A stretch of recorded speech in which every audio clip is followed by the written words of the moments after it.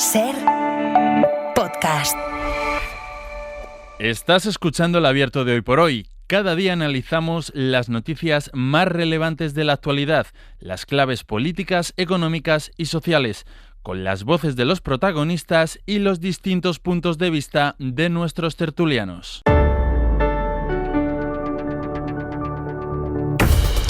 Tiempo para el análisis, tiempo para el abierto en este viernes extraño, y digo extraño porque es un viernes entre un jueves festivo y un sábado de fin de semana. Hay mucha gente que ha aprovechado para cogerse también el día libre para hacer puente, y después en Madrid es puente porque lo es, porque es 2 de mayo, después hablaremos de toda la polémica por las celebraciones organizadas por la Comunidad de Madrid el día 2 de mayo, pero el hecho es que hoy es un viernes un tanto extraño, que seguramente haya mucha gente que nos esté escuchando en una disposición diferente a la que lo hace habitualmente, pero nosotros aquí estamos, aquí seguimos con el análisis, con la información, y además hoy con un abierto, vamos a decir, repartido por la geografía española. Yo estoy en Radio Barcelona, conmigo aquí en Radio Barcelona está Joan Subirats. Joan, buen día. Buen día.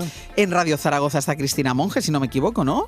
No te equivocas, Ángel. Monge, Muy buenos días. Buenos días, ella en Zaragoza. Y en Madrid se ha quedado Carlos Sánchez. Carlos, buenos días. Salvando los muebles. Buenos días. Tú ahí, protegiendo el fuerte. Que, por cierto, vaya tormentón, me ha dicho, sobre todo de relámpagos y de truenos, ¿no? Fíjate que cuando venía para acá por la Gran Vía me echaba en falta el famoso anticiclón de las Azores. ¿Cuándo volverá?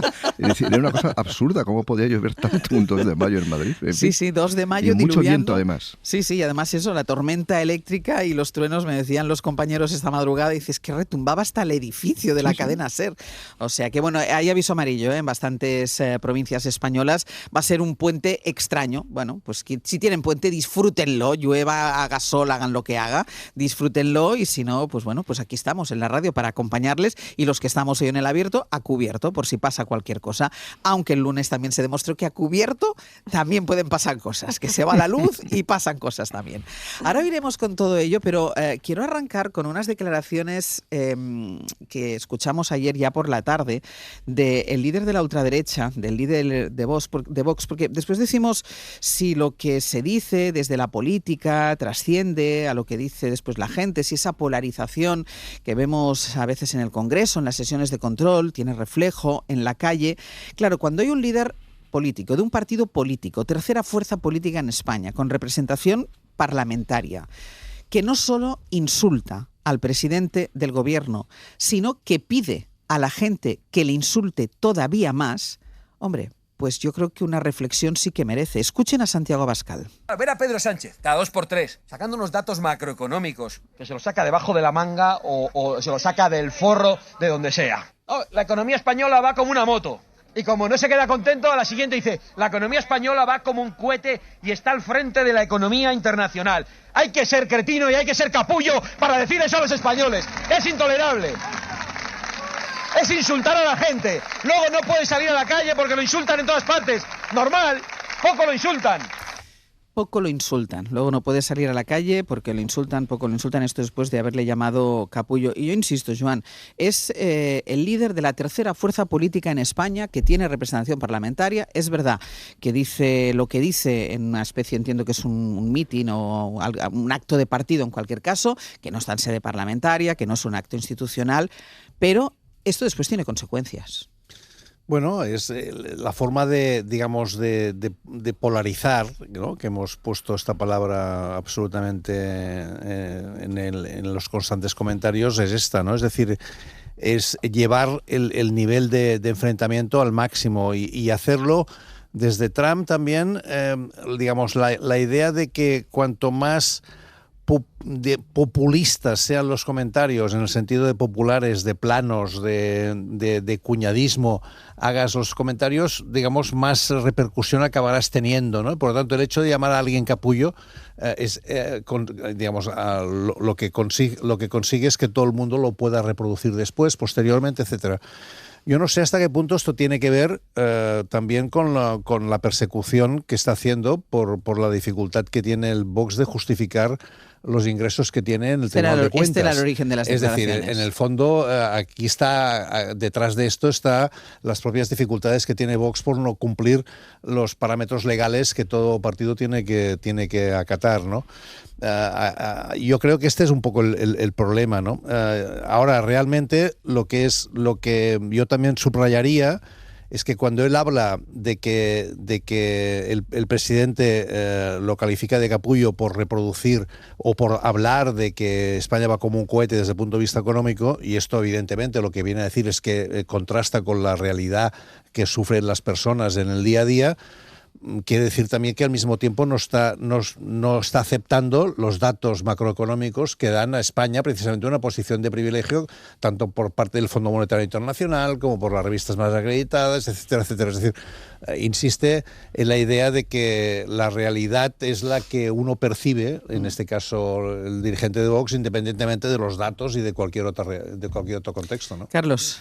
Sí, bueno, esto es el populismo, ¿no? Como decía ahora Joan, que el populismo se basa en polarizar, en enfrentar, en confrontar permanentemente con lo que ellos llaman el poder establecido, con las élites, que es un poco esta nueva política que ha venido a nuestro tiempo en los últimos años, pero que en el fondo es la vieja política de toda la vida de los años 30 y que aquello acabó en un auténtico drama. Afortunadamente hoy Europa y en particular España, que es lo que estamos hablando, tiene una renta per cápita de más de $30.000 por ciudadano.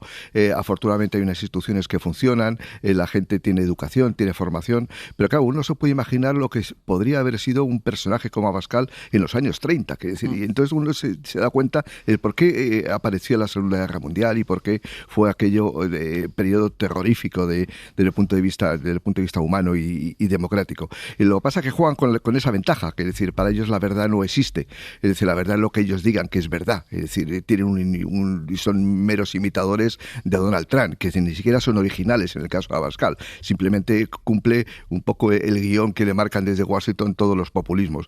Me parece que es lamentable en alguien que es un líder político que, como tú bien decías, es la tercera fuerza del Parlamento y por lo tanto debe tener un poco de sensatez. Afortunadamente que España ha cambiado, esto no son los años 30 y la gente lo echará a beneficio de inventario, pero es terrorífico que alguien diga esas barbaridades. Cristina.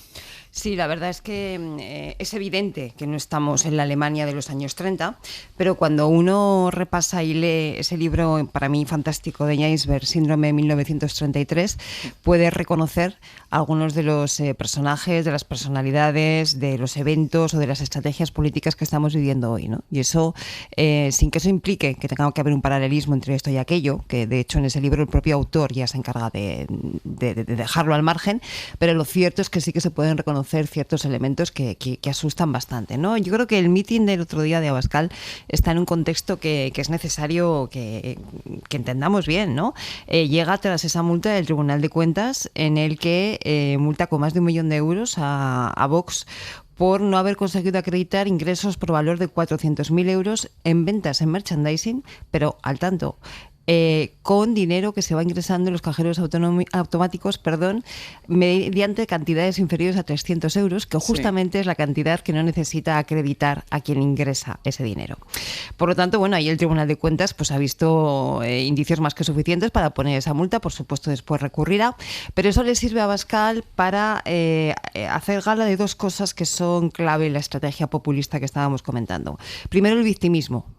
O sea, esto no es un problema de posibles irregularidades económicas o fiscales, sino que es una campaña política contra mi partido y contra mí, ¿no? Entonces ese victimismo aparece siempre en primera escena en todos este tipo de líderes de carácter populista. Y en segundo lugar, él se vuelve a situar con esos insultos, ¿no? Apelando a los insultos y con ese tono grueso, se vuelve a situar en la posición que sabe que le da rédito con los suyos, ¿no? Que es en esa posición del supuesto outsider, del solo queda Vox, que a mí me gusta recordar que era un hashtag que Vox tenía en las últimas elecciones que le resultó bastante bien. Es decir, esa sensación de que somos diferentes al resto y por eso precisamente vienen contra nosotros.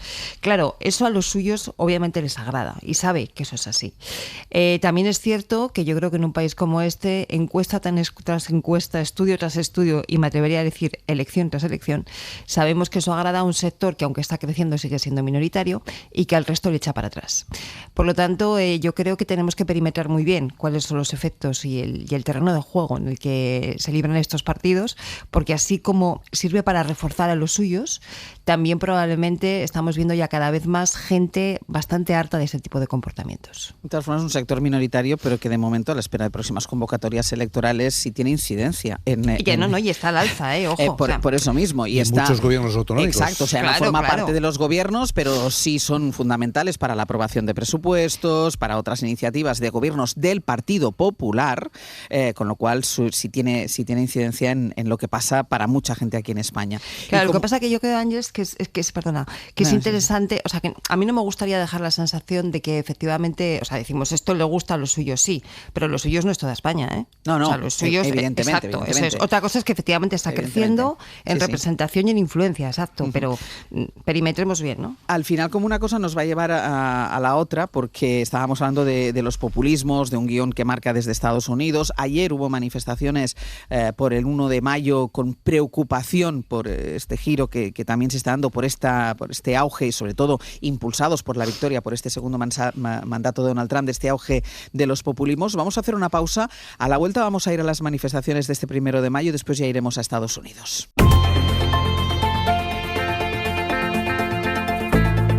El Abierto. Ser Podcast. En el Abierto, Carlos Sánchez, Joan Subirats y Cristina Monge. Ayer fue 1 de mayo, les decía, hubo manifestaciones en muchas ciudades de España y más allá de la reivindicación en materia laboral, que se reduzca la jornada laboral, que el salario mínimo, mejoras salariales, bueno, más allá de todas estas reivindicaciones, que son las habituales en unas manifestaciones del 1 de mayo, ayer los sindicatos pusieron el foco, quisieron poner el acento en la alerta sobre cómo el auge, y de eso estábamos hablando ahora precisamente, sobre cómo el auge de la ultraderecha reaccionaria puede afectar a los derechos de los trabajadores. Estefanía Salvatierra, buenos días. ¿Qué tal? Buenos días, Ángels. Ellos pedían, los manifestantes, una respuesta que es una Europa fuerte y unida para hacer frente a Donald Trump y a sus aranceles que, según Comisiones Obreras y UGT, convocantes de las manifestaciones, ponen en riesgo el estado del bienestar. Sí, ayer hubo dos grandes proclamas en la manifestación. Las primeras iban dirigidas, con constantes referencias a Trump y a sus políticas arancelarias, y luego la otra fue, la reducción de la jornada laboral. Estuvimos ante el 1 de mayo más internacional hasta el momento, con una visión completamente global. Si te parece, Ángeles, vamos a empezar por lo de casa, por la reducción de la jornada laboral. Si nada lo impide, el martes se aprobará en el Consejo de Ministros. Y llegar hasta aquí no ha sido nada fácil. Después de un año de negociaciones, Trabajo cerraba el acuerdo solo con los sindicatos, los empresarios lo rechazaban y después llegaron los desencuentros con el Ministerio de Economía por los tiempos para sacar adelante la medida. Todo esto ya es pasado. Decía Yolanda ayer que ya no hay vuelta atrás. Y creo que puedo decir que va a ser el último 1 de mayo en el que tengamos una jornada laboral máxima de 40 horas en nuestro país. Por tanto, ya no hay vuelta atrás. La segunda proclama, la que se coló en todos los discursos, fue, como decías, la de una Europa fuerte y unida que contrarreste las políticas comerciales de Trump. Unai Sordo, Comisiones Obreras. Es que cuando este satélite nos dice os pongo aranceles, lo que está cuestionando es la capacidad democrática de una sociedad para decir la carga fiscal que tiene, que es tanto como decir si va a tener servicios públicos o va a tener unas sociedades salvajes. Apuntaba a Sordo que detrás de esos aranceles hay impuestos, como decías, y todo eso va a depender del presupuesto que podamos nosotros destinar a nuestros servicios públicos, a la educación, a la sanidad.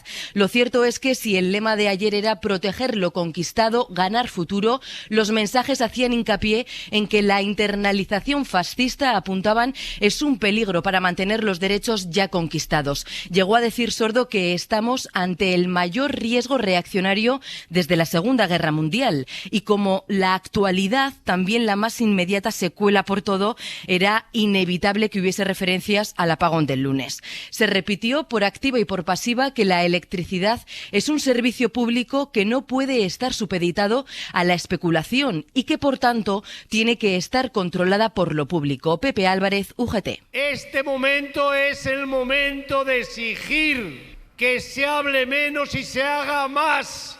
Un pacto por la energía en nuestro país. No se puede intentar cargar con la responsabilidad a las nuevas energías. Para no simplificar el debate y culpar a las renovables del apagón y para, como decíamos, salvaguardar todo lo logrado hasta el momento, se le pedía a la izquierda unidad y trabajo en común para no perder, insistían los sindicatos y también la calle, este ciclo de conquistas que hemos tenido en los últimos años.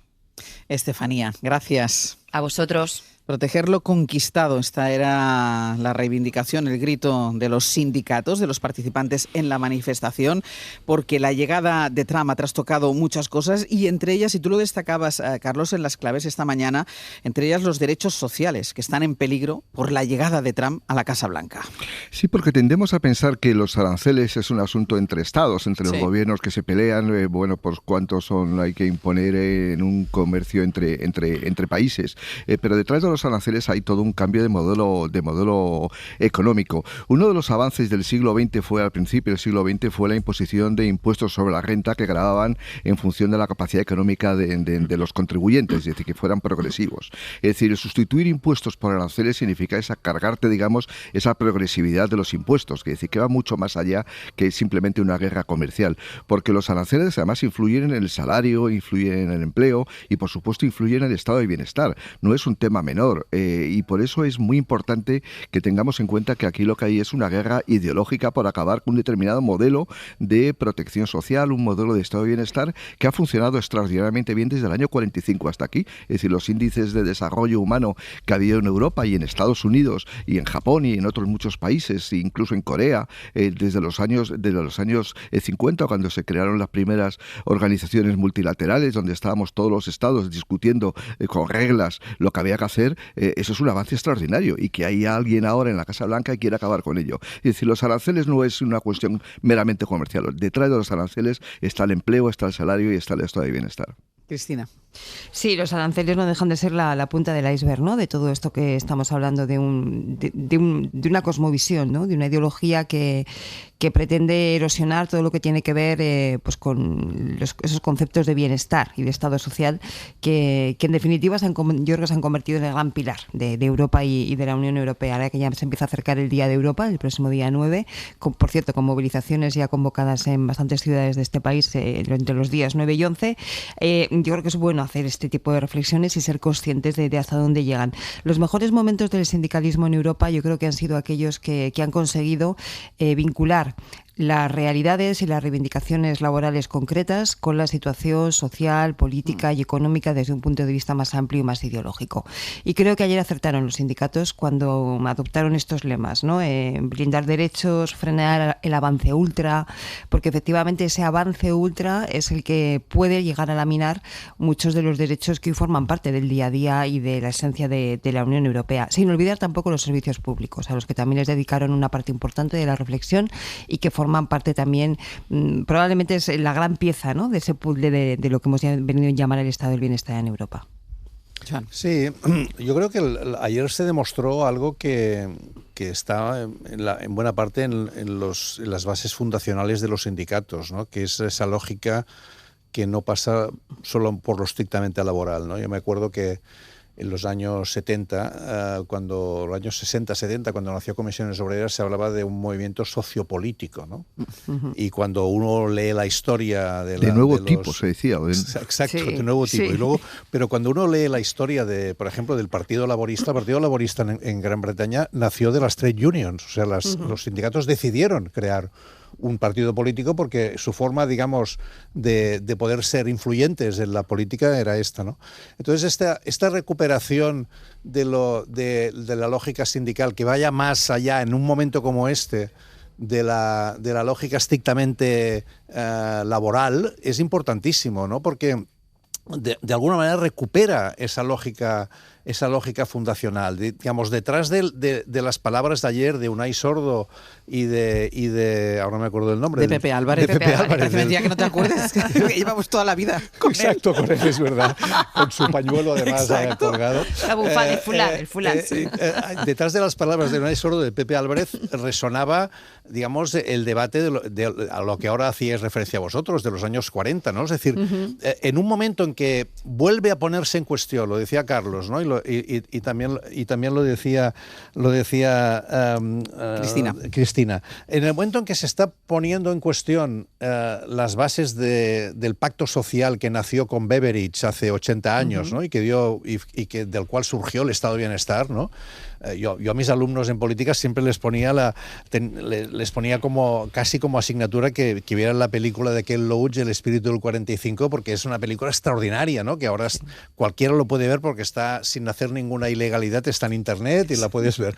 Y es una película extraordinaria porque recuerda esto, ¿no? Es decir, después de 2 guerras en la primera parte del siglo XX, digamos, aparece este informe que encarga el gobierno de Churchill a este liberal, a Sir Beveridge, y hace explica, digamos, lo que ahora consideramos normal, que la educación sea una responsabilidad pública, que la sanidad sea una responsabilidad pública, que tengamos los servicios públicos para poder, digamos, tener un bienestar básico que nos permita vivir a todos y no solamente a los que pueden pagarlo.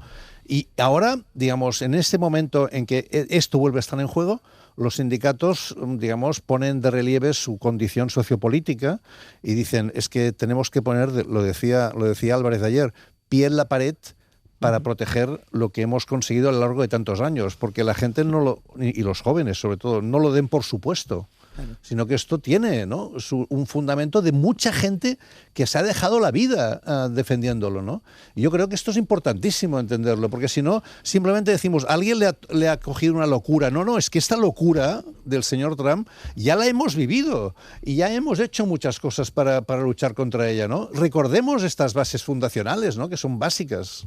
Sí, porque además en el ADN de los sindicatos históricamente siempre ha estado el internacionalismo, que es un concepto que suena como de otra época de hace 100 años, pero que es fundamental para entender el movimiento obrero, sobre todo en un mundo globalizado. Los sindicatos ahora españoles tienen que tener relaciones necesariamente con los sindicatos alemanes, con los franceses, porque son empresas transnacionales que están en muchísimos países del mundo y por lo tanto ellos tienen que estar ahí defendiendo los derechos generales, no solamente los derechos más particulares de las empresas concretas, que también obviamente. Hay una propuesta de la Comisión Europea que se ha rebajado en los últimos meses, desgraciadamente, que es lo que llaman la diligencia de vida de las empresas. Sí. ¿Qué significa esto? Que si una empresa textil está en España, por ejemplo, o en Alemania, tenga también responsabilidad si están utilizando trabajo infantil, si están incorporando medidas ilegales para obtener pingües beneficios. Es decir, todo ese tipo de cosas a los sindicatos les debe preocupar, y por eso es muy importante lo que pase en Estados Unidos o en Alemania, en Suecia o en Indonesia. Es decir, el internacionalismo forma parte de la clase obrera, porque si no se entiende, volveríamos, digamos, a la época del nacionalismo, donde cada país defendía sus intereses y no los intereses globales. Yo creo que no es reivindicar, digamos, otra época, pero de luego el internacionalismo forma parte del ADN de los sindicatos. Y de hecho, fijaros que incluso a nivel europeo, más allá de la parte multilateral internacional, en Europa cada vez es más el peso que tiene el Comité Europeo de Sindicatos, ¿no? Antes hacía yo alusión a esas convocatorias que empiezan ya a conocerse en diferentes ciudades en defensa de una Europa social y democrática, donde los sindicatos de toda Europa de manera coordinada están jugando un papel importante. Por lo tanto, yo creo que esa dimensión que también ahora describía Carlos es fundamental, ¿no? Yo creo que luego se abre otro debate en este contexto que estamos hablando, que es plantear si tenemos constatación, ¿no? Y somos conscientes de alguna forma de que este momento de avance de la ultraderecha puede suponer un menoscabo y puede llevar a retrocesos en derechos reconocidos. Decía ayer Pepe Álvarez, como recordaba Joan ahora, hay que poner pie en pared. ¿Es suficiente con poner pie en pared y en ese sentido conservar lo que se tiene? ¿O para conservar lo que se tiene es necesario avanzar? Hay que ir más allá. Claro, efectivamente, es por aquello de que no hay mejor defensa como un ataque en ese sentido, ¿no? Sino de la mejor defensa ahora mismo es conservar lo que tenemos, que por supuesto, o es necesario dar 4 pasos más adelante para poder además adecuar esos derechos y esas conquistas a una realidad que obviamente es muy cambiante y muy rápida, ¿no? En el cambio. Yo creo que eso es un debate que a día de hoy subyace muchos de las cuestiones que luego discutimos aquí todos los días, que parece que no, pero que acaba teniendo relación con todo esto. Pues voy a hacer una pausa y a la vuelta iremos al origen de todo esto, que es Donald Trump, los últimos movimientos con este cambio de responsabilidad del responsable de seguridad, que dicen que no le han destituido, sino que le han dado un nuevo puesto. Y hablaremos también de cómo los jueces están intentando poner trabas a las deportaciones, que cada vez que escuchamos una nueva, hoy hablábamos de una madre venezolana y una madre cubana deportadas, separadas de sus hijos, bueno, pues cómo hay jueces que están intentando por todos los medios que se pongan fin a este tipo de deportaciones. A la vuelta vamos a Estados Unidos. En el abierto, Carlos Sánchez, Joan Subirats y Cristina Monge. Les decía que nos íbamos a Estados Unidos porque Donald Trump ha cesado este jueves a su consejero de Seguridad Nacional, a Mike Waltz, quien había sido señalado como el principal responsable del escándalo del Signal Gate. Recordemos que Waltz era responsable de ese chat grupal de Signal en el que se discutieron detalles concretos y sensibles de una operación militar contra los hutíes en Yemen y al que por error invitó a un periodista que estuvo al tanto de los detalles de toda la operación, corresponsal en Washington, Sara Canals. Buenos días. Buenos días, Àngels. De manera que Waltz se convierte en el primer alto cargo de la administración en ser cesado durante este segundo mandato de Donald Trump, aunque el presidente estadounidense ha tratado de vender este cese, como una promoción, designando a Waltz como nuevo embajador de Estados Unidos ante la ONU. Sí, es la primera y probablemente será la única víctima por el Signal Gate y un cese que Donald Trump en sus redes ha vendido como una promoción, pero que aquí en Washington se interpreta como un premio de consolación. Le nombra embajador ante la ONU teniendo en cuenta, por un lado, que necesita la luz verde de los republicanos en el Senado y, por el otro, lejos del ala oeste de la Casa Blanca, del círculo íntimo del presidente, para representar desde Nueva York una institución como la ONU, por la que Donald Trump no ha escondido su desprecio. Y mientras no lo encuentra sustituto, el jefe de la diplomacia, Marco Rubio, será quien asuma su cargo de forma interina. De hecho, ayer, 2 horas antes de confirmarlo, el presidente Trump elogiaba así a Rubio en un acto en los jardines de la Casa Blanca. Marco Rubio, unbelievable. Unbelievable, Marco. When I have a problem, I call up Marco, he gets it solved. Increíble, Rubio es increíble. Cuando tengo un problema, llamo a Marco y me lo soluciona, decía ante todos los asistentes. Rubio, eso sí, tendrá que compaginar ahora ser el jefe de la diplomacia con el rol temporal de asesor de seguridad nacional, pero no sin polémica porque algunos expertos advierten que son 2 cargos poco compatibles. El secretario de Estado representa a Estados Unidos en el mundo y eso implica múltiples viajes, y el asesor de seguridad nacional está cerca del presidente y se ocupa de coordinar las distintas agencias de seguridad y de inteligencia, entre ellas su propio Departamento de Estado. Y luego también desde la bancada demócrata se sigue pidiendo la dimisión del jefe del Pentágono, Pete Hegseth, bajo el punto de mira tras el escándalo del Signal Gate y de quien se ha descubierto que ha compartido información clasificada a través de Signal en más ocasiones. Pete Hegseth, who's doing a fantastic job. Pete, thank you.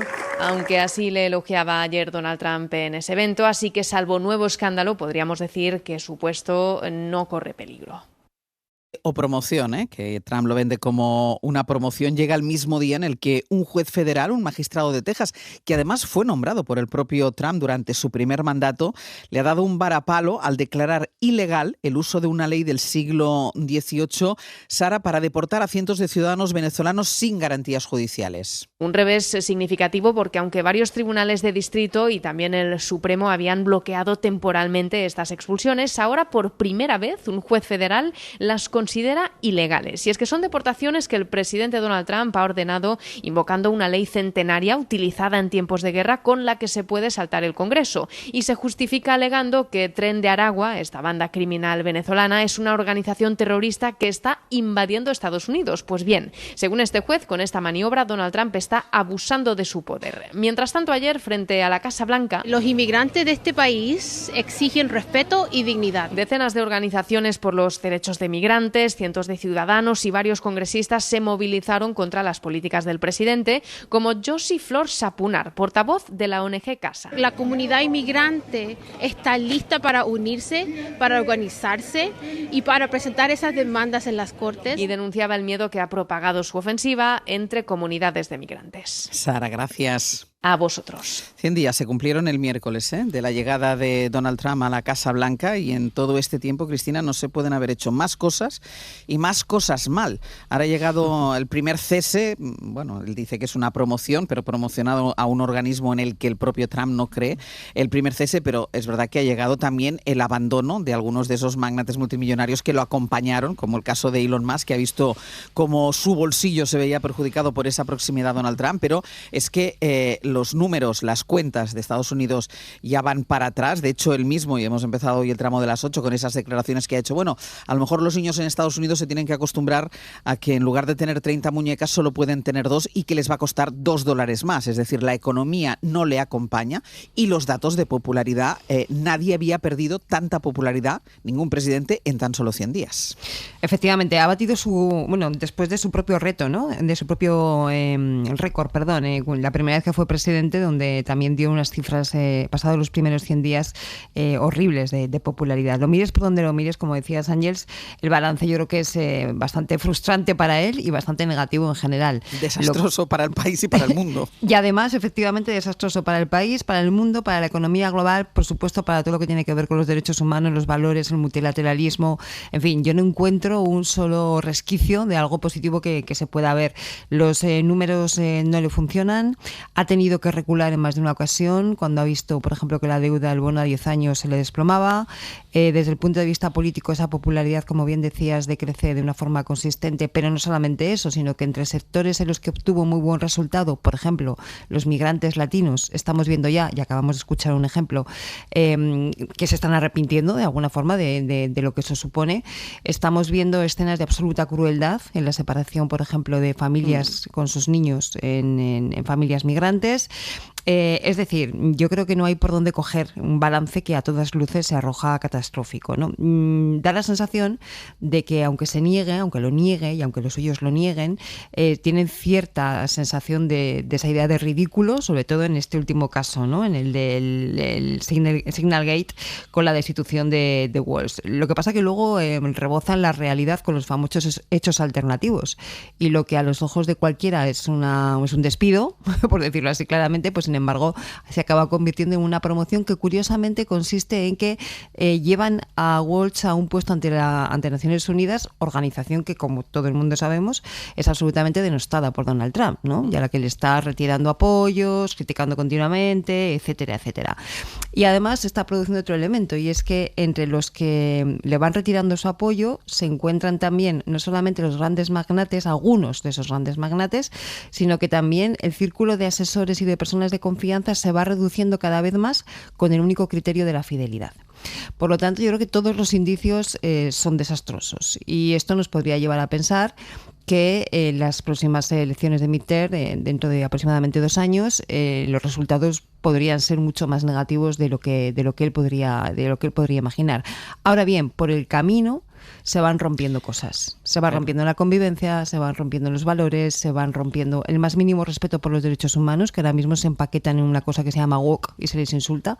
Por supuesto, el multilateralismo, todo ese tipo de cuestiones, ¿no? Entonces, yo creo que tenemos que diferenciar, ¿no? Cuál puede ser el balance político y qué puede ocurrir en Estados Unidos en los próximos meses, años, y aquellas cuestiones que ya empiezan a romperse y algunas otras que ya están rotas. Claro, es que nos encomendamos a unas elecciones para las que faltan 2 años, y en 100 días ha hecho todo lo que ha hecho, 2 años, se presentan lejísimos, Joan. Tal cual. Sí, este es el problema, ¿no? Es decir, sí que es verdad que ha querido imprimir un ritmo absolutamente increíble en estos 100 días. Recordemos que esto de los 100 días lo creó Roosevelt, ¿no? Cuando en su primer mandato hizo un balance de sus primeros 100 días en un momento de crisis, de recuperación de Estados Unidos tras lo que fue el crack del 29, ¿no? Y la política del New Deal. Y entonces él se puso como gran, digamos, adalid de cómo conseguir en muy poco tiempo hacer muchas cosas, porque el país estaba, digamos, destrozado, ¿no? Entonces Roosevelt, digamos, fue capaz de hacer 99 decretos presidenciales en 100 días. Trump yo creo que se puso como meta superar a Roosevelt, ¿no? Y ha hecho 142 decretos en 100 días. Fijémonos que Biden en 4 años hizo 170, ¿no? Es decir, que realmente él quiere imprimir un ritmo que es sin precedentes y quiere incluso seguir la idea de Roosevelt, y ya se está hablando de 3 mandatos, precisamente que Roosevelt fue el único que hizo 3 mandatos y a partir de entonces se prohibió en la Constitución. Se prohibió en la Constitución el hacer el 3er mandato. Bueno, yo creo que esta es un poco la situación. Ahora lo estaba diciendo Cristina y creo que esto es el mensaje importante. Yo tengo 2 cuestiones en este sentido. La reversibilidad de lo que está haciendo. O sea, hasta qué punto lo que está haciendo va a poder ser reversible en poco tiempo. Y segundo aspecto que me preocupa es dónde está el Partido Demócrata.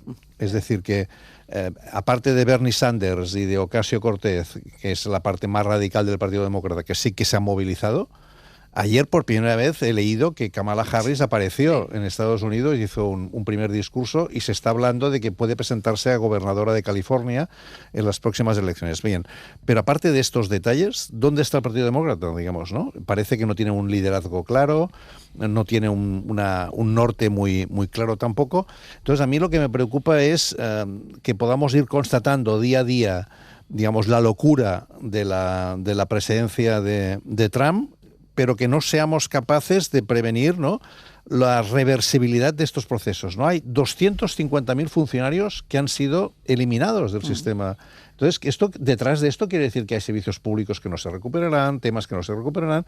Es decir, empieza a ser preocupante. Espero que los jueces, porque al final quedan los jueces, ¿no? Es decir, pero fijaos, ya que ha habido el FBI detuvo a una juez el otro día, precisamente por un tema muy vinculado a las deportaciones. Ahora tenemos la buena noticia de que este juez federal ha dicho que este tema es ilegal. O digamos, ese famoso equilibrio de poderes empieza a poner, porque el legislativo está desaparecido también, tenemos solamente el ejecutivo que está cumpliendo todas las funciones, nos falta ver qué puede hacer el judicial ante esta situación, ¿no?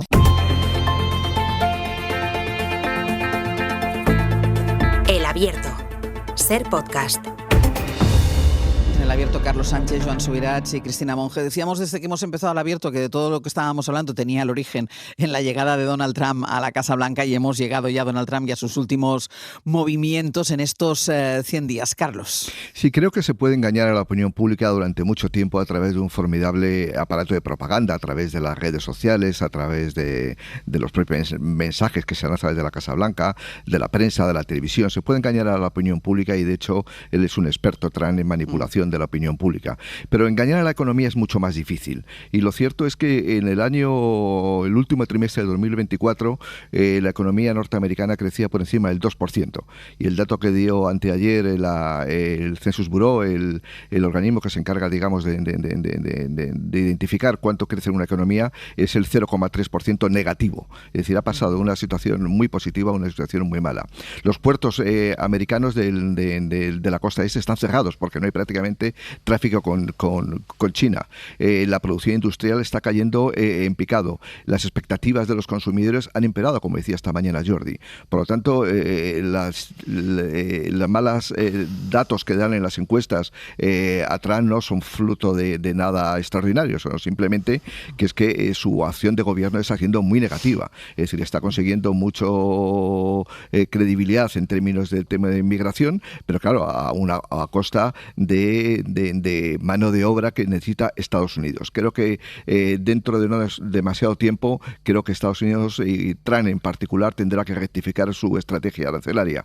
De hecho, él planteó inicialmente una forma de negociar muy agresiva, ahora se ha dado 90 días y muy probablemente de aquello que dijo hace nada más empezar su mandato no va a quedar prácticamente nada. Probablemente las aguas comerciales vuelvan a la normalidad, precisamente por eso, porque los datos macroeconómicos son verdaderamente malos. Lo contas, perdón, es que lo que decía Jordi, por ponerlo otra vez sobre la mesa para que los oyentes que no nos han escuchado a las 7:30 de la mañana, es que lo comentábamos ahora en la publicidad con Joan Subirats aquí en Radio Barcelona, el hecho de que McDonald's tenga pérdidas, Starbucks, Domino's, porque la gente ya no come fuera de casa ante la incertidumbre y la situación económica, muchos al margen del boicote que pueda haber, que también ha dicho Jordi que lo hay, de otros países que no consuman productos ni vayan a restaurantes que tienen su matriz en Estados Unidos, pero la incertidumbre hace que la gente no coma fuera de casa y todas estas, yo creo que todo el mundo lo entendemos y lo visualizamos, McDonald's, Starbucks, Domino's, bueno, pues todos empiezan ya a tener pérdidas.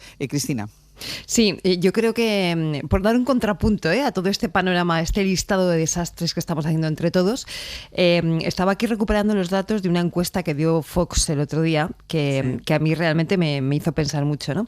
1/3 de los encuestados creían que la intervención divina ayudó a asegurar el regreso de Trump a la Casa Blanca. El 32% cree que se salvó de 2 intentos de asesinato porque Dios quería que volviera a ser presidente. Ese porcentaje sube al 56% en el caso de los cristianos evangélicos blancos y al 70% en el caso de los partidarios del MAGA. Es decir, eso también forma parte de la sociedad norteamericana. No señoría. Pues eso, lo dejamos aquí. No, pero sí, pero es que es importante. Pero lo que pasa es que lo que también se está constatando, porque las previsiones aparte de esta encuesta de Fox, lo que se está viendo en general en la evolución de las perspectivas políticas para las próximas elecciones es que la parte, digamos, más consolidada del voto trumpiano, no solo republicano, sino de Trump, es muy fuerte, pero lo que se está perdiendo es el sector de independientes que le dieron credibilidad, ¿no? Es decir, lo que va a pasar es que, evidentemente, digamos, hay como 3 grandes, para simplificar, los demócratas, los republicanos y los independientes. En el caso de los independientes es donde hay la posibilidad de que la erosión, ¿no?, económica que ahora apuntaba Carlos pase, digamos, genere impacto, ¿no?, y significación, ¿no? Sí, además él tiene, disculpa, Cristina, además él tiene compromisos muy claros, es decir, lo que anunció una rebajada fiscal importante a últimos del año 2025, es decir, evidentemente con lo que va a recaudar por aranceles no va a ser suficiente. Decía antes que los puertos del oeste están prácticamente paralizados porque no hay comercio, es decir, y eso los votantes de Trump lo van a sufrir exactamente igual que los que votaron a los demócratas. Cristina. Sí, totalmente. Yo creo que aquellos que confiaron en que efectivamente las propuestas de Trump podrían servir para mejorar la vida en Estados Unidos, muchos de ellos, estos que yo han llamado independientes, son ese 9-10 puntos de bajada en la popularidad de los 3 primeros meses, de los primeros 100 días, ¿no?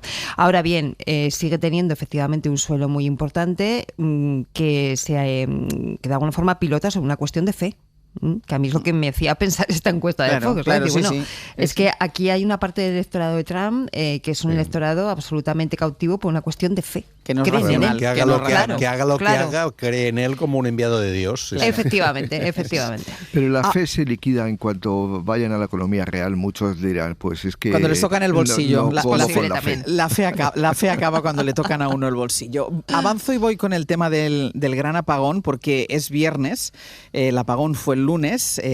Ha pasado ya toda la semana, está pasando ya toda la semana laboral, pero seguimos haciéndonos la misma pregunta, ¿no? ¿Qué pasó y cómo pudo ser que el lunes toda la península se quedara sin luz? Y esa búsqueda de causas y de responsabilidades ha provocado otro enfrentamiento entre el gobierno y la oposición, y además mantiene muy tensa la relación del propio gobierno con las compañías eléctricas, sobre las que el gobierno ha puesto el foco en los últimos días. Han vuelto a pedir información por escrito a las operadoras, ha vuelto a pedir el gobierno esta información, y su intención es que el CNI acceda a los datos para averiguar qué pasó. El gobierno español no es el único que investiga, está Portugal también detrás de esa información para poder aclarar qué es exactamente lo que pasó, dónde estuvo el origen de ese apagón que afectó a España y afectó también a Portugal. Sara Selva, buenos días. ¿Qué tal, Áñez? Buenos días. De hecho, Portugal lleva la semana diciendo que el origen del apagón estuvo en España, y hoy hay una reunión entre la vicepresidenta española y ministra de Transición Ecológica, Sara Agesen, con su homóloga portuguesa. Sí, se reúnen por videollamada a las 10:30, en una hora. Busca el gobierno portugués respuestas a lo que ha ocurrido, aunque aquí el Ejecutivo sigue intentando reconstruir el puzzle que explique qué pasó exactamente el lunes, qué provocó el apagón. El Comité de Análisis, este órgano que ha creado el gobierno para analizar el apagón, tiene ya los millones de datos que le ha proporcionado Red Eléctrica, pero el gobierno aún necesita más información, así que ha hecho, como decías, otro requerimiento, esta vez por escrito, a los operadores, a las empresas. Les piden transparencia. En eso insistía la vicepresidenta Yolanda Díaz o el ministro Óscar López. Me consta que el presidente del gobierno se han comprometido con él en facilitar la información. Las empresas españolas se deben al interés general. Estoy absolutamente convencido de que no hay otra alternativa. El Gobierno de España ha dicho que quiere llegar hasta el final. Tenemos que conocer toda la verdad.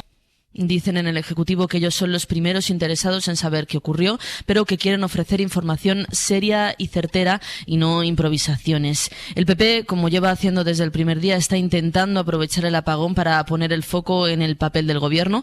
Esto decía Cuca Gamarra hace nada, unos minutos, en un foro en Radio Rioja. Al final lo que vemos es que tenemos un presidente del Gobierno que nos tiene demasiado acostumbrados a añadir a la incompetencia gubernamental la mentira oficial. Y también lo que queremos trasladar desde el Partido Popular es que nada ni ningún relato va a impedir que se exijan responsabilidades, aunque todavía nadie es capaz de explicarnos qué es lo que ha pasado. Dice el PP que el Gobierno o no sabe lo que ha pasado por incompetente o lo está ocultando. Le respondía ayer María Jesús Montero, decía la vicepresidenta, que lo que no va a hacer el Gobierno de España es mentir como hizo el PP durante el 11M o el Prestige. Sara, gracias. Hasta luego, gracias. Sí, claro, yo cada vez que escucho a alguien del Partido Popular acusar al gobierno socialista de mentir, bueno, es que no tengo palabras para expresar lo que siente eso, y mala gestión, cuando todavía tienen sobre su cabeza la gestión de la DANA con un presidente autonómico del Partido Popular que sigue sin dar explicaciones de lo que hizo durante la tarde en la que murieron 228 valencianos. Al margen de esto, Cristina, ¿es normal que estamos a viernes, el gran apagón fue el lunes, ¿es normal que no sepamos el origen, que no sepamos qué es lo que pasó? Total y absolutamente normal. Es más, yo estos días estoy teniendo una gran lección y aprendiendo de una forma absolutamente clara que en asuntos tan complejos como es el del sistema eléctrico, que obviamente lo es, en situaciones como esta, en las primeras horas, a más expertise, más cautela. Es decir, quien más sabe se suele mostrar más cauto, porque es un sistema enormemente complejo con un montón de elementos interaccionando entre sí que han podido fallar o no, ya veremos a ver, y que además la dimensión del fenómeno y las peculiaridades, 2 puntos que se desconectan en segundo y medio, que los cortafuegos no saltan, todo eso nos puede llevar a pensar que no solamente ha fallado un elemento del sistema, sino varios y simultáneamente. No hay precedentes, es una cuestión absolutamente anómala, es inédita, no sabemos cómo se ha podido dar todo esto. Y la buena noticia es que lo sabremos, porque efectivamente las cajas negras que se están nombrando tanto estos días, ¿no? Y los datos de las empresas acabarán explicándonos perfectamente no solamente qué pasó, sino también probablemente por qué pasó. Por lo tanto, yo creo que estamos en momentos en los que la tranquilidad que tiene que dar la política consiste en generar esa seguridad de que efectivamente vamos a conocer lo que pasó, pero que aventurar hoy es una irresponsabilidad, pero absolutamente. Entonces, déjame que te diga una cosa, Cristina, por lo que tú me estás diciendo, y tú sabes, además del tema, el gobierno, Pedro Sánchez, se precipitó al señalar a unos culpables, porque Pedro Sánchez señaló inmediatamente a las operadoras eléctricas. Yo creo que aquí ha habido una acción-reacción que lo ha enredado todo, bastante poco afortunada. Porque 2 cuestiones. Primero, desde el propio lunes por la tarde, el gobierno ya empieza a pedirle a las eléctricas esos datos. Estamos a viernes y se ha vuelto a firmar un nuevo requerimiento, ya con el CNI incorporado. Es decir, tenemos un problema si los grandes datos que explican cuestiones estratégicos de este país están en manos privadas que no muestran toda su disposición para hacerlos públicos con la transparencia debida, o al menos algunos de ellos, no sé si todos, por ser justa, ¿no? Y segunda cuestión, desde que empezó a volver la luz, que se dice, ¿no? Desde que empezó a volver la electricidad a las radios y a las páginas web, etcétera, se vio una auténtica ofensiva nuclear del lobby nuclear sin parangón en este país. Eso motivó reacciones precipitadas y eso motivó acusaciones precipitadas por parte del gobierno. Quizá, no digo que no.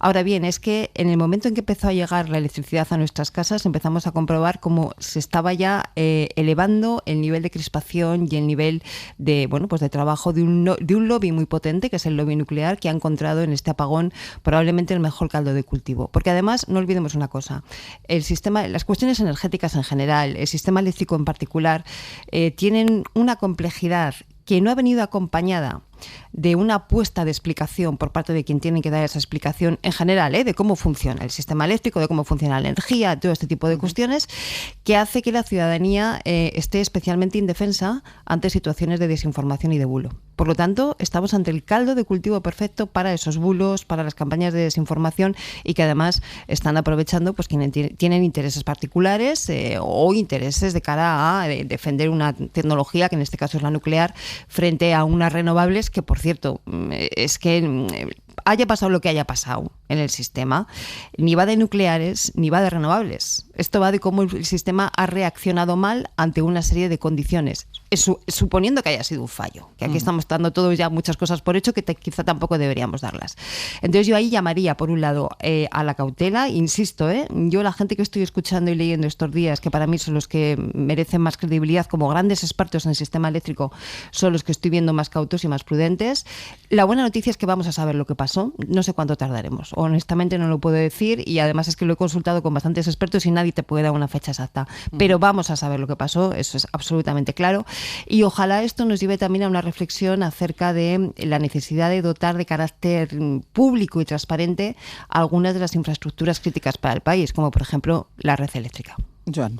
Sí, aquí realmente lo que está diciendo Cristina tiene toda la razón. O sea, leyendo estos días, digamos, a gente que sabe de estas cosas, te hablan siempre del equilibrio, de la inercia, de la interconexión, de que las decisiones se toman casi 4 veces por minuto, digamos, por el mix, ¿no? El mix que implica pues el que haya una parte de la producción de la eléctrica que venga del ámbito solar, del ámbito eólico, del ámbito nuclear, del ámbito del ciclo combinado, de la parte hidráulica.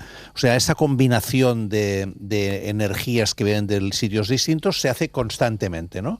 Y esto tiene que ver también con el precio, ¿no? Uh-huh.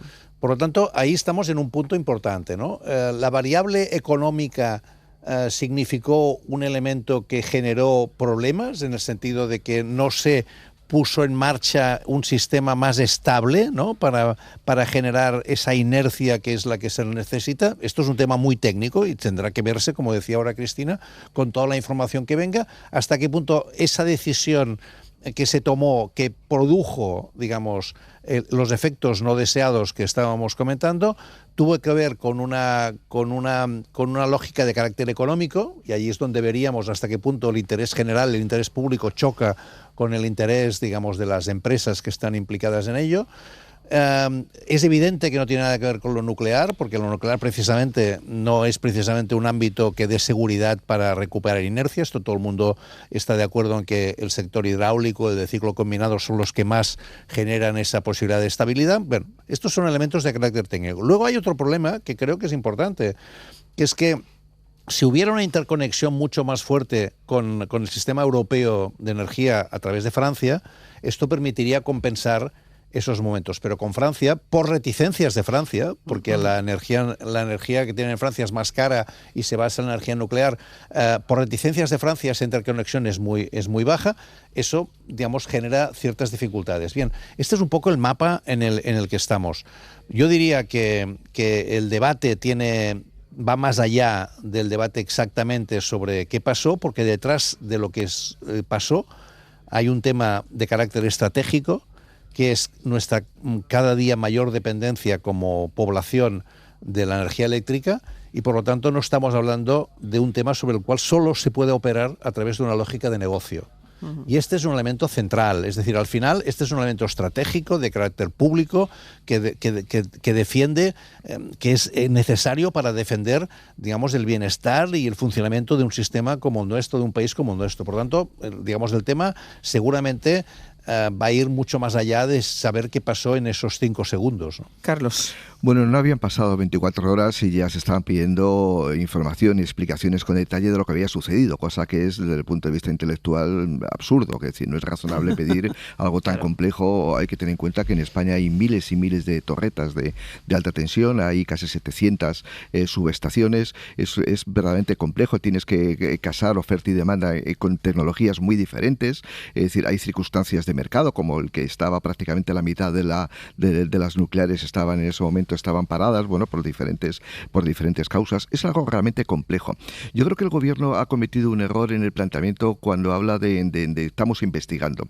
Yo creo que en eso tenemos que aprender, y lo hemos hablado aquí muchas veces en el abierto, tenemos que aprender de cómo investigan en los países anglosajones, donde hay comisiones de expertos verdaderamente independientes, formadas no por mucha gente, sino 3, 5, 7 personas que son verdaderamente expertos y que investiguen con toda la información que les suministre, por supuesto, el CECOEL, que es el organismo, digamos, el cerebro de red eléctrica, toda la información que le suministran las empresas privadas, pero deben ser los expertos los que tengan que decir. Y yo creo que en esto hay una cierta confusión favorecida, y en eso se ha equivocado el gobierno. Es decir, hay demasiadas comisiones, como una comisión en Portugal, una comisión en la Comisión Europea, una comisión vinculada a Moncloa, otra en la red eléctrica que está colaborando con la de Moncloa. Yo creo que hay que ir a una sola comisión que tenga toda la información y que se dé un tiempo prudencial para decir dentro de 3 meses o dentro de 6 meses o dentro de 15 días, no tengo ni idea. Es decir lo que ha ocurrido. Esto es tan complicado que yo creo que hay que pedir un poco de sensatez. Por supuesto, el gobierno es el primero que tiene que ser sensato, y ahí se equivocó el presidente del gobierno cuando dice lo de las nucleares, pero también la oposición. El ser oposición no significa tener carta blanca contra el gobierno, y me da igual que el gobierno sea socialista ahora o sea del Partido Popular. Hay que tener responsabilidad porque son temas muy complejos que hacen mucho daño a una economía y a la credibilidad de un país, hasta el punto que hemos escuchado en los últimos días esas tonterías de que España es un país que no funciona.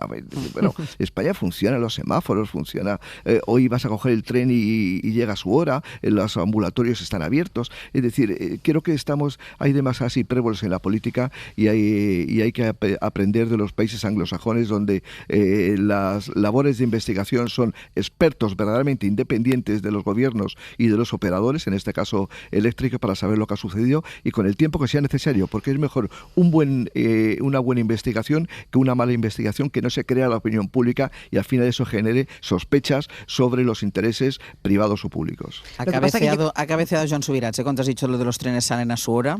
Bueno, depende de qué trenes, Carlos. Y depende de qué sitio. Depende de qué trenes. Evidentemente, no hay un país que sacan siempre a su hora. Cristina. No, pero no solamente los trenes funcionan bastante bien, salvo en cuestiones excepcionales o con el problema de Rodalíes. Es que, fijaros, el lunes por la tarde, mientras la presidenta de la Comunidad de Madrid estaba llamando que se desplegara el ejército por si había problemas de saqueos y desórdenes públicos, en este país cada uno vivimos nuestra historia. Pero en general, y salvo situaciones dramáticas que obviamente se dan en estos casos, el comportamiento de la sociedad fue absolutamente normal, de tranquilidad, pausado, de colaboración, que dice mucho. De terrazas llenas, efectivamente, sí, de terrazas de gente tomando la cañita, en fin, yo creo que eso también dice mucho como sociedad. Y no solamente eso, es que no habían pasado 24 horas cuando se había restablecido la práctica totalidad del sistema. En un momento de desconexión total como hubo en Texas, se tardó una semana. Hace ya muchos años. En otros, es decir, podemos hacer el histórico de situaciones relativamente similares que se han dado en otros países en otros momentos y veremos que esto ha sido de tiempo récord. Pero respecto a las comisiones que decía la Carlos, ¿no? Yo creo que hay que combinar diferentes ángulos. Mira, los datos, que por cierto es una cantidad ingente de datos, ¿no? Los que se tienen que recabar ahora, tanto de red eléctrica como de las compañías eléctricas, solamente pueden analizarlos personas técnicas muy cualificadas y muy expertas en estos temas. Por lo tanto, ese análisis de esos datos que nos va a decir qué pasó allí, obviamente tiene que tener esa naturaleza, ¿no? Ahora bien, luego va a venir qué pasa con esos datos, el debate de las indemnizaciones, que va a ser muy potente, y lo fundamental, que es qué se hace para reducir el riesgo que, por muy pequeño que sea, como ha sido este caso, acaba existiendo, porque el riesgo cero sabemos que no existe, ¿no? Y eso es un debate político, y es un debate de modelo económico y de modelo político. Ahora ya se estaban deslizando ideas, ¿no? La red eléctrica tiene que ser pública o no tiene que ser pública. Los operadores tienen que estar sujetos a mayor obligación de transparencia, etcétera. ¿Hasta dónde? ¿Hasta qué punto? Y ese es un debate ya más político. Yo creo que esas comisiones tienen que configurar y tienen que hacer un puzzle de todas las visiones necesarias. La parte técnica imprescindible, pero también la parte política. Joan, ¿qué querías decir? Iba a decir que aparte de ese lunes negro, ¿no? Nunca mejor dicho, no un lunes en negro, tendríamos que empezar, lo decía hoy Pepa Bueno en su comentario, ¿no? tendríamos que empezar a pensar que lo imposible parece que es posible, que lo que nunca hubiéramos imaginado sucede, porque llevamos ya, ¿no? Si vamos repasando, ¿no? Desde el COVID, Dana, ahora el lunes en negro. El volcán. Exacto. Entonces yo creo que allí empieza a ser importante cómo nos preparamos para una situación, ¿no? De emergencia o de imprevisibilidad. Y cómo las ciudades, los países se preparan para ello, ¿no? Es verdad que antes comentábamos lo del kit, ¿no? de emergencia, y nos hacía sonreír cuando apareció, ¿no? Nos reíamos un poco de fíjate ahora de tal. Pero los que no teníamos linterna ni radio pilas pensamos, Exacto. hombre, pues a lo mejor. Pero entonces cual. yo creo que, por ejemplo, en Barcelona, que yo conozco un poco lo que pasó durante el COVID, durante el momento del COVID, la capacidad de que se generó de tener inmediatamente posibilidad de ampliar los hospitales. Ahora, el lunes pasado, en poco tiempo se habilitaron 4 grandes espacios por si había gente que tenía que pasar la noche con agua, con alimentos, etcétera. Es decir, sin generar el paroxismo del miedo. Sí que estar preparados para este tipo de cosas demuestra también la madurez de una sociedad, ¿no? Y apuntaba el otro día Gonzalo Velasco una cosa que me gustó mucho, ¿no? Que decía algo así como es el momento de hacer comunidad, porque no tienen que ser soluciones individuales, pero uno se puede organizar a nivel de escalera, a nivel de comunidad de vecinos, a nivel de pueblo. Y me gustó la reflexión que hacía en el sentido de es el momento de que hagamos comunidad. Pero tenemos poca tradición, digamos, asociacionista. Bueno, aquí en Cataluña hay un poco.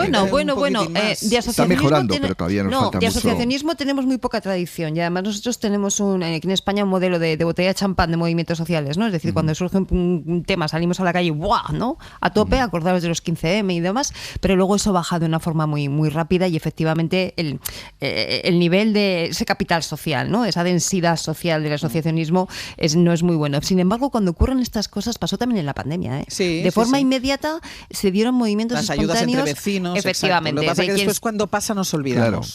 Por eso, efectivamente. Pero cuando ocurre, efectivamente, eso sale. Bueno, y el lunes, no sé dónde estaríais cada cual, pero en mi barrio estaba la gente con las radios en el balcón a toda mecha, con los altavoces, para que los vecinos pudiéramos escuchar lo que estaba pasando. Leí que una señora se puso el chaleco amarillo para, como los semáforos no funcionaban, para hacer pasar a la gente para la calle. O sea, pero digamos, el caso de Estados Unidos, que es un país muy individualista, pero luego tiene un nivel de asociación a nivel de comunidad, de condado, muy fuerte. Las cadenas de favores, que decir, participan en la sociedad. Aquí solamente cuando hay una catástrofe somos los primeros, pero luego se nos olvida muy fácil el efecto champán que decía antes. Aquí donde yo me encuentro hoy, en Radio Barcelona, sacaron los compañeros los altavoces a la calle para que todo el mundo que pasaba por esta zona, que es una zona muy céntrica, además, Paso de Gracia con la calle Caspe, pudiera estar informado. Todos aquellos que no tenían radio sabían que si se acercaban a la radio, encima podían oírlo desde la calle. En Madrid fue el día con menos accidente de tráfico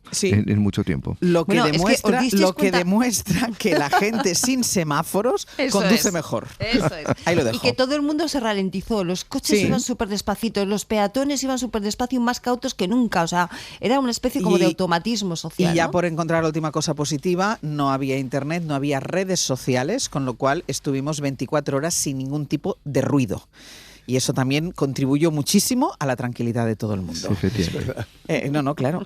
Vamos con dos cosas que afectan al Partido Popular. Una tiene que ver con lo que estamos hablando, con el apagón, porque ya saben que el PP está ocupado en volcar toda la responsabilidad del apagón sobre el gobierno, pero mientras tanto, paralelamente, sigue dando vueltas a su apoyo al plan antiaranceles. El PP no quiere aclarar qué va a hacer, no quiere decir todavía qué va a hacer cuando el decreto llegue al Congreso. Están más en el debate sobre las nucleares que en tener que afrontar el debate sobre la inestabilidad que ha sembrado, y de eso hemos estado hablando hoy en El Abierto, la inestabilidad que ha sembrado Trump en todo el mundo. Ana Fernández Vila, buenos días. ¿Qué tal, Ángel? Buenos días. No sabemos qué va a votar el Partido Popular. Lo que sí sabemos es que si finalmente vota en contra, todo va a quedar en manos de Podemos. Sí, el decreto se debate el próximo jueves, y si el PP y Podemos decidieran finalmente votar en contra, este primer plan antiaranceles caerá. Así que el Gobierno tiene menos de una semana para resolver de nuevo la cuadratura del círculo. Lo cierto es que ni el PP ni Podemos quieren aclarar a día de hoy lo que van a votar. Lo que repiten, por ejemplo, en Génova, es que no van a apoyar. Así que dejan abierta la puerta a la abstención. En privado hay voces populares que reconocen, de hecho, que ese escenario es el más probable, la abstención, porque oponerse a las medidas de apoyo a las empresas y quedarse solos junto a Vox, los defensores de Trump, es un precio demasiado alto, aunque en público, como decía, mantienen su advertencia al gobierno. Le advertimos al gobierno, nosotros no estamos aquí para ser su muleta, no han aceptado ninguna de nuestras propuestas y por tanto no pueden contar con nuestro apoyo. Esto decía ayer Esther Muñoz. En Moncloa creen que el PP no puede votar en contra, pero ayer en público el gobierno decidió dar por sentado el no y se lanzó en tromba a cargar contra los populares por condicionar su apoyo a las nucleares. Pedro Sánchez aprovechó su carta a los militantes del PSOE por el 1 de mayo para denunciar la absoluta sumisión, dijo, de Feijóo a los intereses de unos pocos, de las grandes empresas energéticas. Denunció también su deslealtad y uno a uno todos los ministros que tuvieron ocasión le secundaron. Óscar López, Pilar Alegría. El Partido Popular se ha convertido en un lobby. Ha dejado de ser un partido de Estado. Mezcla churras con merinas, ha trasladado el manifiesto desinterés por nuestro país y la sumisión absoluta del Partido Popular ante los intereses privados de grandes empresas de nuestro país. Como decía, le queda menos de una semana al gobierno para amarrar los apoyos que tampoco tiene cerrados a la izquierda, con Podemos exigiendo en su caso la expropiación de viviendas a fondos buitre americanos. También confían en Moncloa en convencerles, pero bueno, veremos de aquí al jueves. Gracias, Ana. A vosotros. Y más sobre el Partido Popular, en este caso sobre Isabel Díaz Ayuso. Ya les decíamos al inicio de este programa que hoy es festivo en la Comunidad de Madrid, hoy es 2 de mayo y Isabel Díaz Ayuso pretende convertir los actos institucionales por la fiesta autonómica en un acto contra Pedro Sánchez. Roberto Torija, buenos días. Hola, muy buenos días. Porque se ha negado a invitar a ningún representante del gobierno en esos actos conmemorativos del 2 de mayo, pero es que además, según contabais esta mañana, su equipo está enviando mensajes a los militantes del PP para que vayan hoy a la Puerta del Sol, que es el lugar donde se van a celebrar estos actos centrales, que vayan allí para protestar contra Pedro Sánchez. Sí, hace 2 años fue el lío político porque el equipo de Ayuso impidió al ministro Bolaños subir a la tribuna. En esta ocasión directamente han vetado la participación de cualquier miembro del gobierno. Son los que utilizan todas las ruedas de prensa del Consejo de Ministros, los que utilizan las ruedas de prensa desde el exterior, los que utilizan todo su poder para atacar a la Comunidad de Madrid, para atacar a los madrileños. Al Partido Socialista le auguro un futuro muy negro en términos electorales en nuestra región. El portavoz del gobierno regional convierte criticar a Ayuso en criticar a los madrileños y obvia que la fiesta del 2 de mayo es de todos y no solo de los que votan al Partido Popular. Le respondía Óscar López, el secretario general del PSOE madrileño. Sinceramente creo que Almeida y Ayuso forman la pareja más sectaria que ha habido nunca al frente de los gobiernos en Madrid. El equipo de Ayuso, como decías, está enviando mensajes a los militantes del Partido Popular para que esta mañana, en 1 hora, acudan a la Puerta del Sol a protestar directamente contra Pedro Sánchez. Es la constatación, dicen en el PSOE, de que Ayuso confunde los actos institucionales con la alabanza al líder supremo. Roberto, gracias. Hasta luego. Me queda un minutito y le doy la palabra al madrileño del grupo. Carlos, porque al final son conmemoraciones y celebraciones de unos cuantos, ¿no? De toda la Comunidad de Madrid, las que organiza la Comunidad de Madrid. Luego ya cada uno que lo celebre como quiera. Sí, pero es una obviedad decir, ¿no?, que Ayuso necesita confrontar permanentemente con Pedro Sánchez y con Moncloa, bueno, para lanzar su proyección nacional como política, y es un auténtico desastre en términos de convivencia. Hablábamos antes de la importancia de la convivencia, porque esto ocurre en Madrid, no ocurre ni en Aragón, ni ocurre en Asturias, ni ocurre en Cataluña, ni ocurre en ningún otro sitio. Ocurre solamente en Madrid. Yo creo que eso debería reflexionar en particular Isabel Díaz Ayuso, el por qué Madrid siempre está en el centro de todas las polémicas. Me parece que es una muy mala señal, porque Madrid ya no es solamente una comunidad de Madrid, una comunidad de España. Madrid es la capital de España también, y por lo tanto tiene que ser un símbolo de todo, de unión de los españoles, y con esa estrategia me parece que no conduce a nada. ¿Qué no estaría diciendo el PP si fuera una celebración catalana y desde Cataluña nos invitara al gobierno central? ¿Qué no estarían diciendo desde el Partido Popular?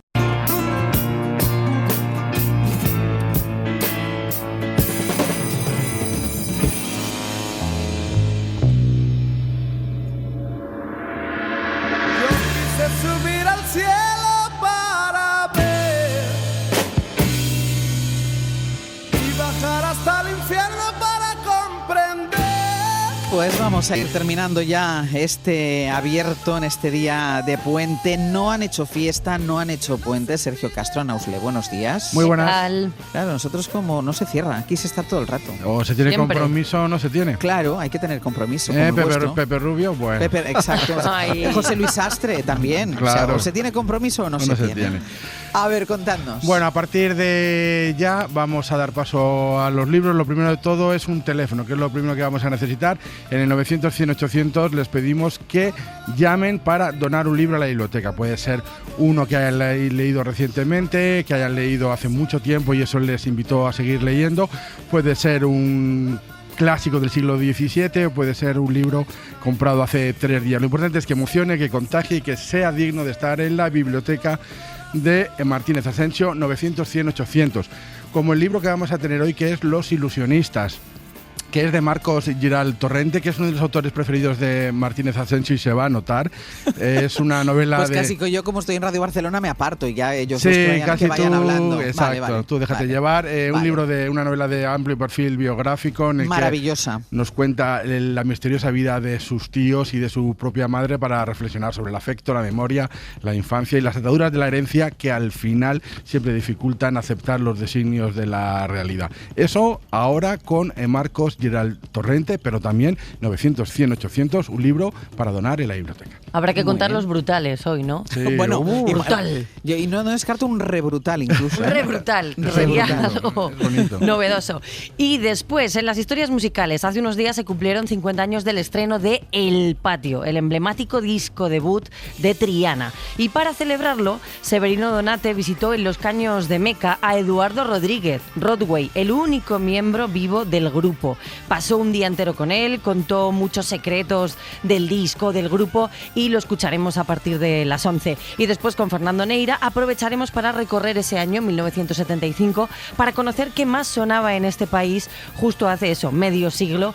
Y, por ejemplo, iremos desde Camilo VI a Goma, a Saca el Whisky Cheli. Habrá un poquito de todo, como siempre, además de las canciones. Nostalgia. Eso es, las historias que también suman nuestros oyentes. Claro, no va a ser tampoco lo último que vamos a escuchar en este programa, porque después vendrá la auditoría. En 1975 es verdad que no sonaba, pero desde hace 6 temporadas sí. Es Aitor Albizua, que todas las semanas nos cuenta todo lo mal que hacemos en este programa, salvo cuando sale el EGM, que entonces, eso hace un par de semanas, no pudo venir porque decía que había mucho tráfico y que no pudo llegar. Sí, ese día no estaba. Pues todo esto, desde ahora y hasta las 12:20 de la mañana. Carlos Sánchez, Joan Subirats, Cristina Monge. Hasta la semana que viene. Un abrazo. Feliz semana. Para no perderte ningún episodio, síguenos en la aplicación o la web de la SER, Podium Podcast o tu plataforma de audio favorita.